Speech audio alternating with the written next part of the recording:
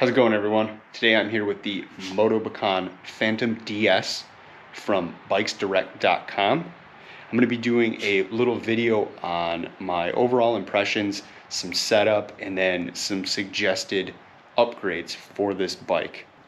Little disclaimer, this is not my bike. I'm setting it up for a coworker. I'm not even taking this out on the trails. I've spun it around my driveway a little bit, bounced it around, but I have no trail experience on it. I just thought I'd put this out there as kind of a reference guide for those of you that are looking at this bike specifically or value full suspensions. So let's get into it.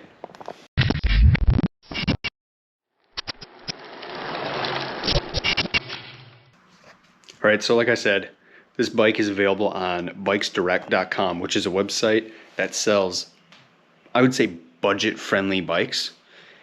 And I know a lot of people end up on that website kind of searching for their first mountain bike. And this is one of the best value full suspension bikes probably on the market. It costs $1,100 and the overall build is pretty good. I'm impressed, and I'm kind of going to go through some of that. I actually wrote some notes, so I'm going to go through some good, some sort of not so good, and also some upgrades. So some first good, I'm going to go with the Shimano brakes. If you guys follow my channel, you know I'm a huge fan of Shimano brakes. These are basically the cheapest hydraulic ones they make, and they are pretty killer. Also, I don't know what brand lock-on grips they are. It says, I think, VP on them. I've never heard of that brand, but they're a really nice, tacky, soft rubber, and it's a small thing, but they're really comfortable, and I'm impressed. Also on this bike, you get the SRAM SX Eagle drivetrain, which is really awesome for a bike that costs as little as it does. So that's a full 1x12 drivetrain on an $1,100 bike. Another small thing that kind of makes a big difference is you get a WTB rocket seat, which I think is really cool. It's really comfortable and very durable. So the overall frame construction is really nice. It's built really burly. It's got internal cable routing ports, which is really nice. You can run a dropper post, which I will get to. It also has a tapered head tube, which is nice. The only thing about the frame that I don't really like is the water bottle mounting should be in here for sure. And also it is quick release. Not a huge deal, but it would be nice to have a through axle on the front and rear. You get WTB rims wrapped with some Maxxis Ardent race tires. So super good tires on rims that are halfway decent, and they're tubeless ready. I'll talk a little bit more about that in a little. As far as the front suspension goes, you get a SUNTOUR XCM30 front fork. It's pretty much kind of the standard fork in this price range. So nothing too crazy, nothing too awful either.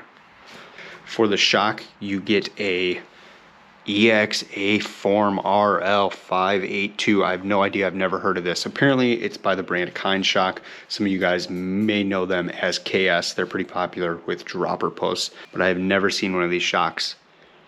So I'll talk about that in a little too. Overall, I'm super impressed with the bike for $1,100. I really don't think you're going to find a better full suspension for $1,100. You can definitely get a halfway decent hardtail for $1,100. But for full suspension, I really don't think you're going to get much better than this. That being said, I still have a couple complaints, and I'll go through those with you, and just take into consideration that I do think this is a really good value, and I'm sort of nitpicking right now. First, I'm going to start with this shock. It has 2 valve ports, and it does come with a manual that is kind of useless in my opinion. I think it would be really helpful if they gave you guys a setup guide, and I did a little bit of my own testing. I did not take this bike out on the trail, but I weigh 155 pounds, and what I came up with is 135 in this main pressure tube and 125 in this valve, and that got me a pretty comfortable setting. This lever under here is actually the rebound setting, so I would say just kind of run it in the middle. And then it also does have a lockout point. I think it's, if you switch it all the way that way, it's fully locked out. But I would just run it in the middle. That's how how fast the spring returns. So yeah, I'm not a huge fan of this shock, but it's nice that you do have an air spring on there, so you can kind of custom tune it to your weight and what you're riding. Another thing I don't like is water bottle mounts underneath the frame. That's not cool, it's not helpful. I mean, I guess you can carry water, so it's helpful like that, but you can't really pull that out while you're riding. And they do have room in the frame for mounts, so there should be a water bottle mount in there. So although it is nice that you get the SRAM Eagle SX drivetrain, this is basically the most budget 1x12 on the market. So it's a good and a bad. You have everything you need for a 1x12, which is great. So in my opinion, if you upgrade this to the SRAM Eagle GX derailleur, that would be a massive improvement. If you watch this channel a lot, you know I'm a big Shimano guy. So I don't even think it would be a bad idea to switch out the shifter and derailleur to Shimano. You can keep the crank, sprocket, and cassette, but even going to the DEORE stuff, I think you'd get smoother, better performance, but that's really just nitpicking. This is still good stuff. So like I said, it's a really nice frame. It's built really well, but that comes with a price, and that's weight. This bike in stock form, I put it on the scale and I think it was like 36.5. So not super amazing, but there are ways you can knock some of that down. The last thing I'm gonna harp on is this is actually as low as you can get the seat post in stock form. You might not be able to tell, but the seat tube does have a curve in it. So the seat post stops, somewhere right around here. So I would suggest cutting any excess post off. All right, so I'm gonna go over a couple of upgrades that I would suggest. And I'm gonna start with the seat post. Just get a dropper post. You can cut this to get you by for a little, but dropper posts rule, they're super cool. You're not gonna fit a huge one on here. 100 mil would probably get you by, and it would be a great upgrade for this bike. If you're not familiar with what a dropper post is, I'm gonna show you that right now. All right, so this is my full suspension bike, and this is what a dropper post does. Remote lever, and it adjusts your seat height. So you want it up when you're pedaling, and you want it down when you're going downhill or getting a little crazy. So maybe my number one suggestion actually is setting these up tubeless. They're tubeless ready, you might as well do it. It'll drop a decent amount of weight, and you actually do increase performance because you can run lower pressures safely without worrying about punctures.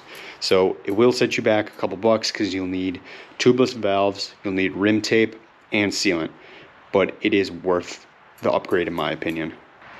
Like I mentioned before, maybe a rear derailleur upgrade. You can go to the SRAM. I would not suggest upgrading to the SRAM NX, which is the next step up. I would skip that and just go straight to GX or even higher if you want. So the other thing I would suggest is swapping out this shock. It's not the most important thing because it's still okay as long as you get it set up properly, but it is very loud. Like every time you squish, you hear it. But that's okay. It still is probably going to perform halfway decent on the trails, but there are much better options on the market that wouldn't cost a ton. Also, you could upgrade this to an air fork and probably save a little bit of weight and gain some performance, but that would be a little bit more expensive. So that's really up to you. I'm not gonna say that that's like my number one upgrade to this bike. So yeah, there you have it. That's the Motobecane Fantom DS. If you guys have any questions or comments, you can leave them below and I will get back to you as quickly as possible. Thanks. See ya.